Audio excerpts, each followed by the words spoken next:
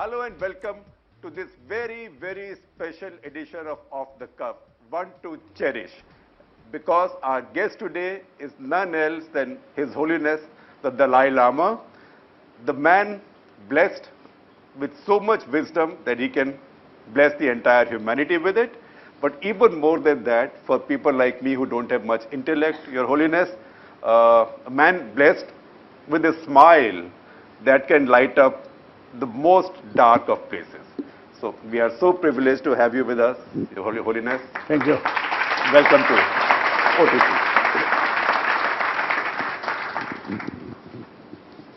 So Holiness, let me start with a simpleton's question. You came to India 68 years ago. No, 58 years ago. 58 years ago. 58 years ago. My math was always poor. 58 years ago. In 58 years, we have seen in India and elsewhere, most institutions, people, minds with stature decline. It's a very messy world. It's a very messy country, India. It's very messy. Messy, troublesome. Troubled. It's also very troubled where you came from. How do you keep your sanity, and how do you make sure that your stature spiritually, intellectually, morally has grown and not declined? You are now the rock star of spirituality and moral authority in the world. I think basically I'm a student of Nalanda tradition, so we emphasize more our intelligence rather than faith. So therefore, I think everybody, if we utilize our sort of ability of the intelligence, then firstly, any problem, you see, look at that problem not closely, from distance, and also any problem, not something independent or absolute, due to many other factors. So keep in your mind open and try to see the different sort of elements or becomes the causes of that problem. Then your sort of frustration automatically reduces. So look, I think even you see very, very sort of the sad, tragic thing. If you look from a wider perspective, that tragic thing might create some positive things. So keeping in our mind all these sort of option or possibility, then the anxiety or unbearable feeling, then much reduced. So look for the big picture. That's right. Not one minor, not one narrow focus point. And then, like Tibetan problem. Yes, it's very serious, very sad. But looking from the global level, one of the problem, in some cases even worse. So that usually makes differences, your emotional feeling. So, Holiness, look at the state of the world today. Even if you look at the big picture, the entire world seems to be in turmoil. Democracy is stepping back. Dictatorial tendencies are rising all over the world. So, in today's world, even the big picture may not give us much comfort. How do you deal with that? If you look at America, Russia, China, India, Turkey, Israel, just around the world? My fundamental sort of view, world belongs to humanity,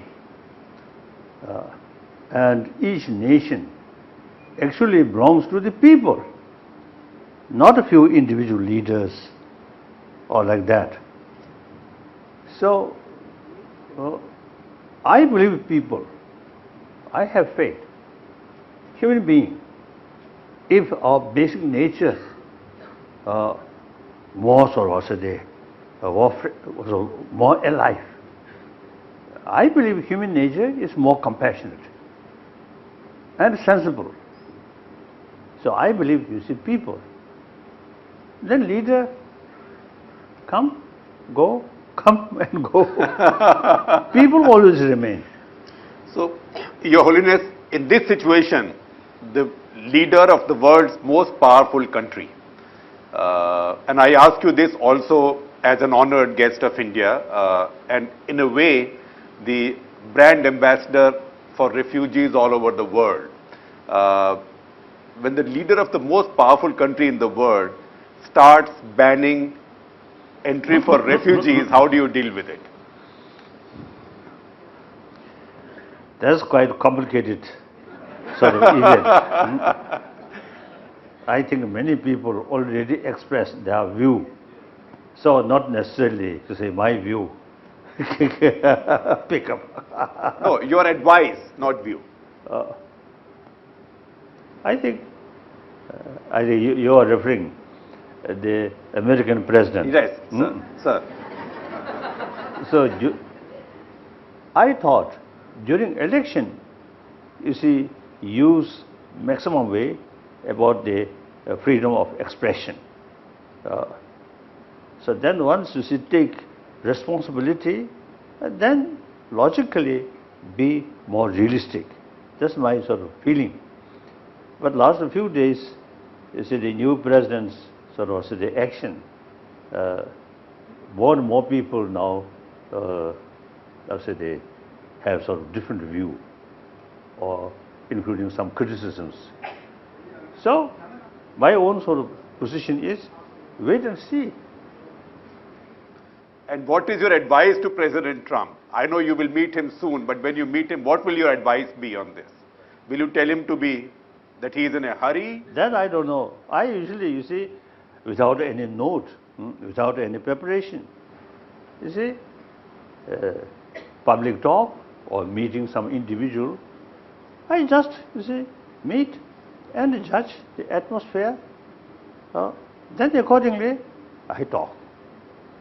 Nothing prepared. So, when you see President, Trump, isn't it? Trump, yes. You see, have an opportunity meeting, then I will judge the atmosphere and his sort of famous sort of hair, like that. Then you see his like that or something like that.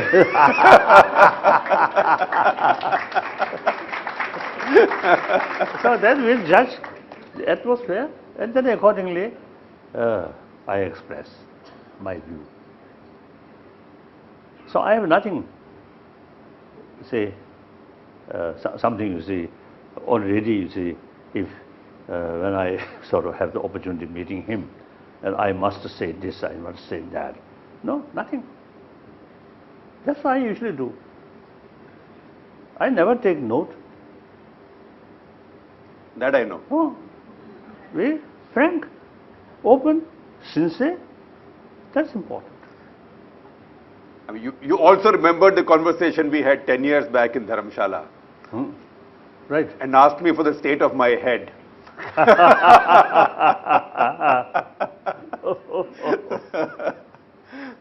So, more shining. More shining than before, yes. So that's because of shining. Not necessarily from wisdom. From wisdom. Not getting older, more wisdom. more wisdom. So, Holiness, wisdom. Even the discourses you've been holding last few days have been about discovering old Indian wisdom. and you call India your guru, and now Buddhists, now Tibetans have become India's gurus.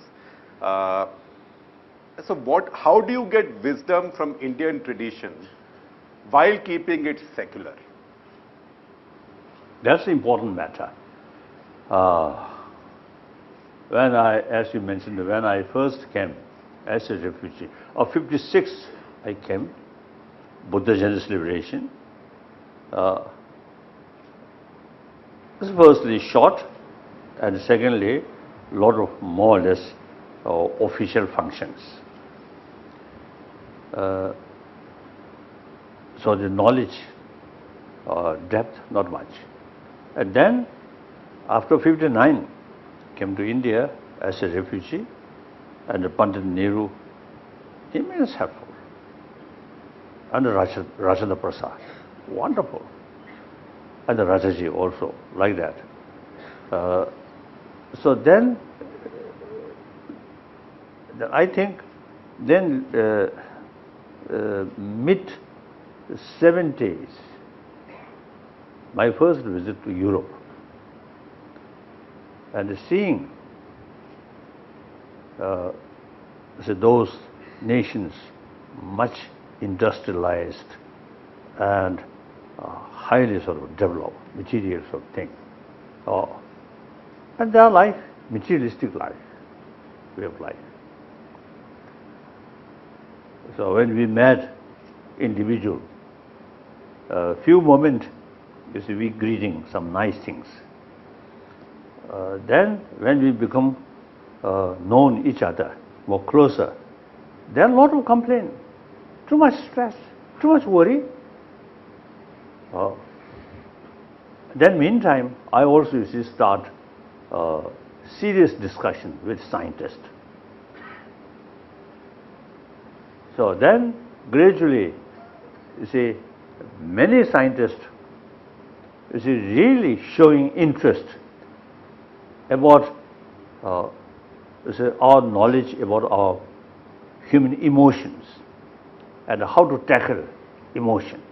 In these fields, many scientists really showing genuine interest. Mainly you see, 4 fields: cosmology, neurobiology, and physics, especially quantum physics, then psychology. In these 4 fields, after 30 years of serious discussion with scientists, it became clear to us from their knowledge about cosmology and the neurobiology, these things. The physics, quantum physics, the essence we already know, because ancient Indian sort of philosophy, particularly Nagarjuna's philosophy or Arya Asanga Vasubandhu's sort of philosophy, that is mind-only sort of school of thought. And the Madhyamika philosophy, particularly Nagarjuna's, nothing independently exists. So these, so we found, you see, the quantum physics, they say this external thing does not exist objectively. So this, we already know these things. Then the psychology. Many scientists now really find useful information from our knowledge, from our discussions. Then I realized all our knowledge come from India. That's the reason I usually call Indian traditionally our guru.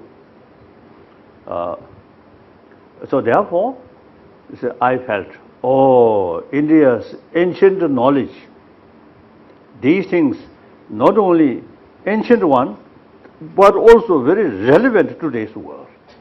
So therefore, the Indian tradition, firstly, fuller knowledge about human emotions, human mind. Then with fuller knowledge about emotion, then there are also, you see, different method to deal with these emotions. So then I felt, oh, ancient Indian sort of knowledge is something could be very, very useful on this planet. So therefore, now look, India, traditionally you are so much sort of knowledge, these things. But modern Indian, neglected. Neglected. So modern Indian, I think, rushing to build materialistic society. So that, I think, one sort of the result is too much thinking about money, money, money, money, money. So a lot of corruptions. So people very much complain about that. But then, the complaint not sufficient. We must go deeper level. What's the causes? So the moral ethics, self-discipline, honest, truthful. You see, these, if we emphasize these principles, then these telling lie, cheating, corruption, bully, these automatically reduce. Just the criticism, not sufficient. So therefore, I felt, oh, India's ancient knowledge is something very useful.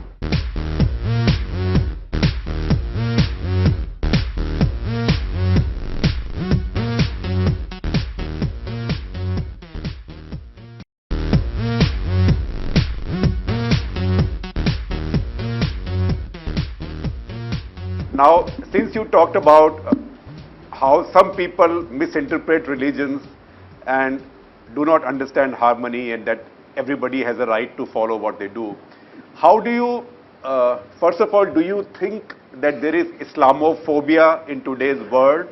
And if so, why is it so and what can be done? The fear of Islam. No, Islam, one of the important world religion. I think today, the number of followers of Catholic or Christian around, I think, 1 billion. According to some people say that. Then Muslim, the follower of the Muhammad and so the follower of Quran, around 1 billion. And I found many Muslim very sensible. So in any way, my point is, then eventually, I think a few hundred, I think around 1,000 Muslim population there. No story of quarrel by these Muslims. Very peaceful. So why is there... So that's one example. People or Muslims who sincerely sort of practice, seriously practice, there is the same effect like Buddha's teaching. One my sort of friend, one Muslim, he told me, genuine Muslim must extend love towards entire creature of Allah. So we Buddhists say entire sentient being. So entire sort of world created by Allah. Similarly, Christian, entire sort of world created by God. So, I think the very purpose, the thinking, all created by infinite love, God. I think aiming people should be more compassionate, more sensible human being. But then, among the Buddhists also, there are some mischievous people there. So on media, some mischievous things come, then become headlines. Holiness, you are also blaming the media. No. No, media have great sort of important role. Media is, I think, one important factor to educate people. Venu? Your Holiness, Shekhar referred to this. Would you say, Venu is a diplomat, but in Delhi, no diplomatic immunity. is there God or there is no God? Simple question. That's according Jainism, Buddhism, and Sankhyaism. No God, no creator. God such as creator. But we can call Buddha as a God, okay. And Mahavira as a God, okay. But God and such creator, these three, no concept of creator, rather self-creation. The rest of the world religion, all, you see, different sort of, or say the concept or different way, but essentially all except creator. I think many Indian sort of tradition, ultimately there is creator, but at the same time, life after life. So, role of karma also there. Would the Western concept of science and the Indian concept of spirituality merge at any point? That I don't know. I think, according to your sort of explanation, it seems, yes, spirituality, not something strict to faith, but rather, I think, training of mind, then okay. Like Jainism and Buddhism, you see, we emphasize the training of mind. Now, we have both constructive emotion, destructive emotion. And through awareness, constructive emotion is good. So, we have to sort of increase that. The negative, try to reduce. Not through prayer, not through single-pointed meditation, but rather vipassana, analyze. So that's scientific way. So therefore, now last over 30 years, you see, we firstly, out of my own curiosity, I start discuss with modern scientists. At that time, some old Tibetan scholars, a little bit sort of cautious. And then gradually, it became very clear. It is mutual benefit. So scientists and we Buddhists also. So then we start this kind of science lesson. We introduce in our bigger monastic institution, mainly in South India. Now they also, you see, now created the science class. So people, many monk students now study science. So therefore, you see, some scholar from the West, some say Buddhism is not a religion, but a science of mind. This is quite true. So therefore, I think Indian understanding spirituality is vast, training of mind. Religion, a little bit sort of based on faith. Hi, I'm a journalist at the Financial Times, and I wanted to know if you think India's religious tolerance and secularism has improved under the current government, and why or why not? India means over 1 billion Indian population. So overall, I think these sort of tradition, 1,000 years old, so will continue. Some individual may have some different views, and as a result may express a little bit different here and there. But overall, India, as I mentioned earlier, India belongs to Indian people, not a few politicians or leaders. We'll take a question here, but Your Holiness, since you explained over and over again that in Jainism and Buddhism there is no concept of physical God, How do you respond when people call you a living God? That's wrong. Sometimes I sort of telling people, people consider me the reincarnation of our Lokiteshvara. Then sometimes I telling, oh, if I am true reincarnation of our Lokiteshvara, then gallbladder problem should not happen. So, because of the gallbladder, you know, then the final sort of refuge, final refuge in hospital. and Dr. Kasa, Dr. Chaube. Chaube. Chaube, yes.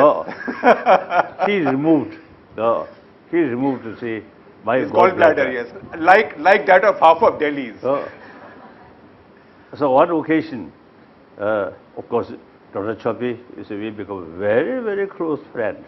So one occasion, I tease him, I want to replant or something. Replant his gallbladder. So he say, easily can do. So like that. So therefore, I think at the same time, I can say the previous life sort of, certain sort of, what's the merit, that I feel there. Previous birth. Oh. Yes. My name is Tanveer Batra, and my question to you is that you have been a refugee, and nowadays if you see there's so many kids who are refugees who've been made to fled their houses and their homes, and they've been raised in hate and turmoil. So how would you preach compassion to them? Firstly, these refugees who really find difficulties, not only difficulties but great risk in their own land. So there is no other choice except escape. So they should give, they should provide, European nations should provide shelter and facility. Meantime, keep in their mind, eventually they should return their own original place. So while they remain in Europe as a refugee, provide education facility to their children, and the younger people provide some training. Eventually, when the time comes, they return in their own home. They already equipped to rebuild their own country. So that right from the beginning, I have that view. So I publicly expressed. So is that your advice to President Trump also, who's blocking their entry into America? Trump, I think, as I mentioned earlier, we have to wait. One day he says something, next day say something, and also a lot of sort of criticism within the American sort of American Congress? Congress or the leadership, or leadership, yes. Mocks or what is it, elite people, right? Elites. Like that. So I don't know. But you see, the attitude towards Muslim, I think 6 or 7 countries, these, although his motivation, I think maybe sincere to protect America, less threat. But such sort of movement or such policy, I think creates more hatred among the Muslims. I think that deserves an applause. That is the seed of more problem.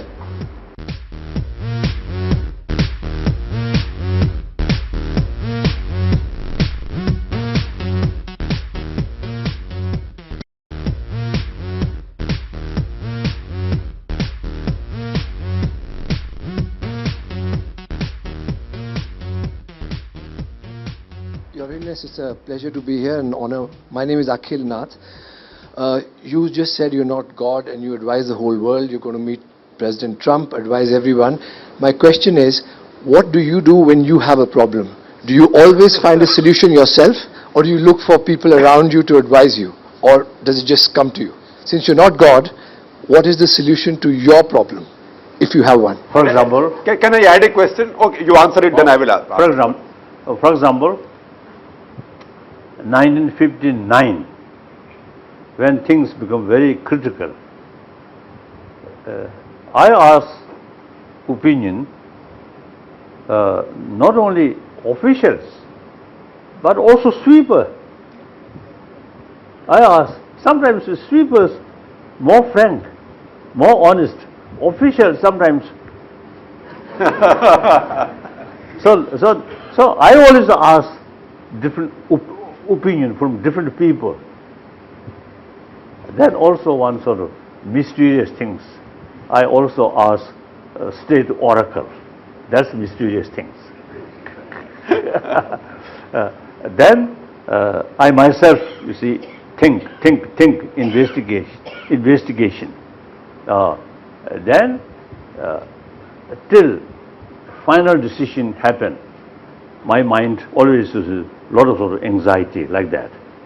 Then finally decide, then no anxiety, whether sort of, I say, no matter what kind of problem, now we decide that way.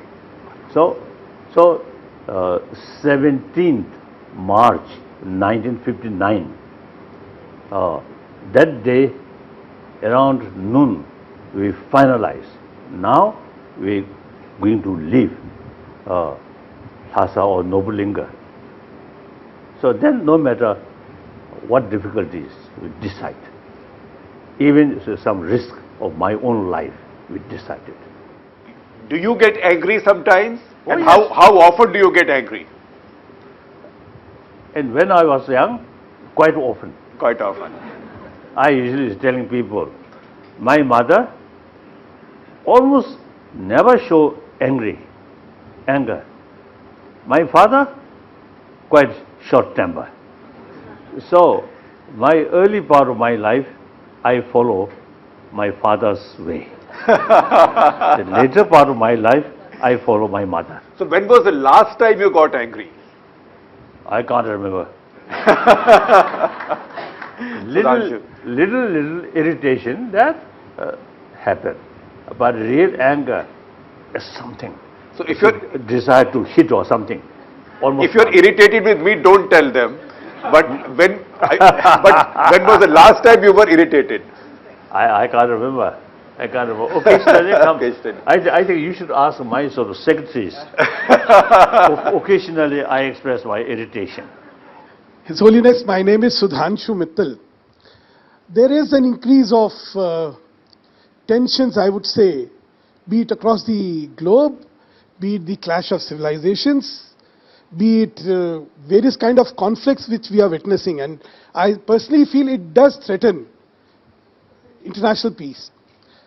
What is it that you would think could be a very good mechanism for conflict resolution? I think India can be important role, because India, I think all major religious traditions live together. Occasionally some problem here and there, but basically, as I mentioned earlier, I think the example of rest of the world, all major religious traditions can live together. And in some cases, mutual respect, mutual learning. So, since many years, I suggesting to Government of India, I think India should organize international religious conference. Then leaders of various different religious traditions, I think once the Indian government extend the invitation, I think most of these, including the Muslim leader, I think will come. Then not only leaders, I think leaders come and the open ceremony or something, some nice word. Then the secondary level of religious or leader come, spend few days and serious discussion. And then finally, you see, Government of India should arrange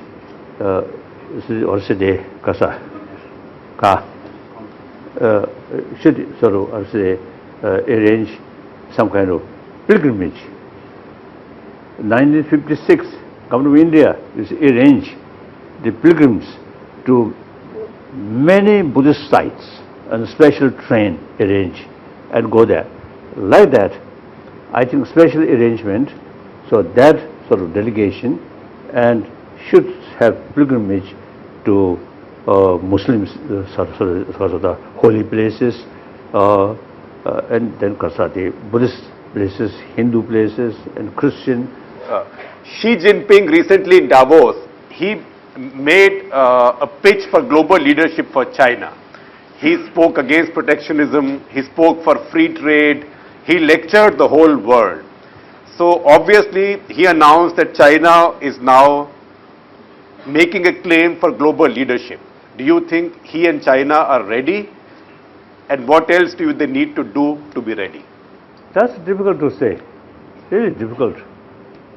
Of course, people talk to China as most populated nation and ancient nation, and generally speaking, cultured people.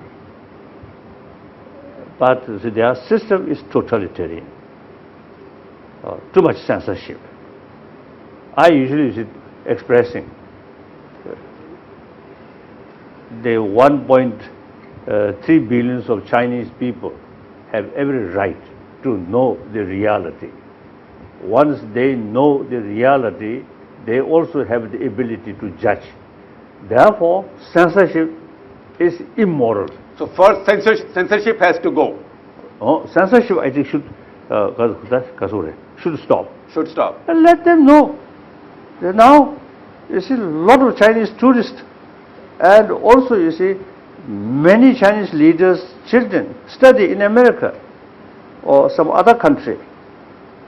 So they already know what's the reality, what's the world. So it's the Chinese official sort of information, official information. You see, many of these people doesn't believe. So it's no use. In previous, unlike 60s